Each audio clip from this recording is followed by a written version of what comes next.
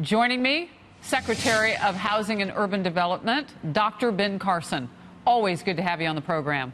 Always a pleasure. First of all, I know that you and the president have each other's ear on a lot of things right now, and we'll get to the homelessness in California in a moment.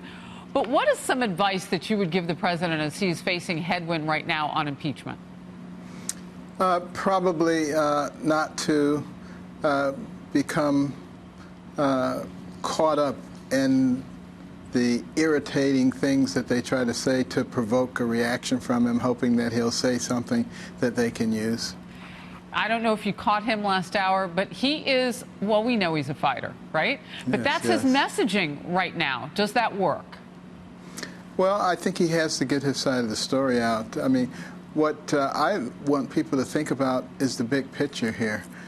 If we go down a road of let's impeach this person, we don't have anything specific, but if we keep trying, we'll find something.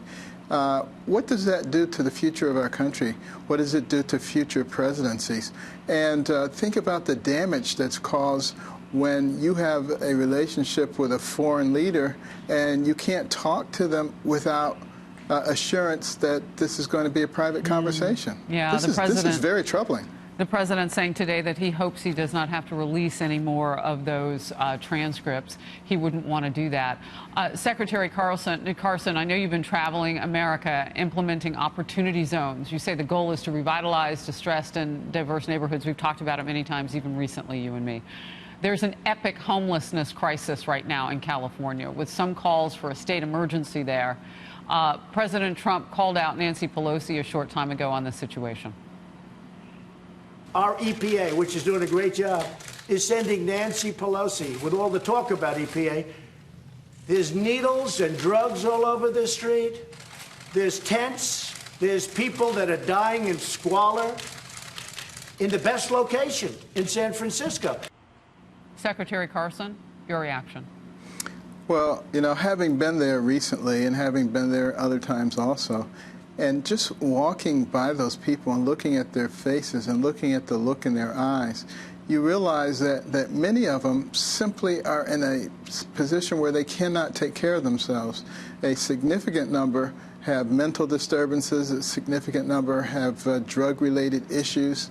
And as a society, we must exercise some compassion. So why haven't they been able to do anything in California? You've been there. I mean, the president is stepping in.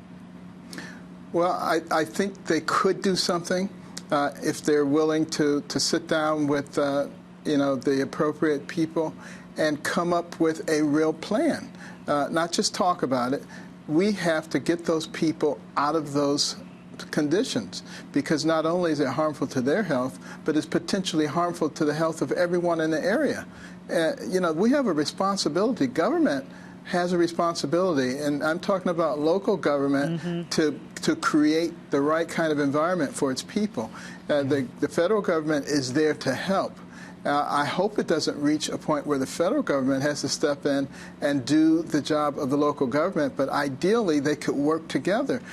Don't demonize each other. Just work together and keep the people in mind. That's what we're doing it for.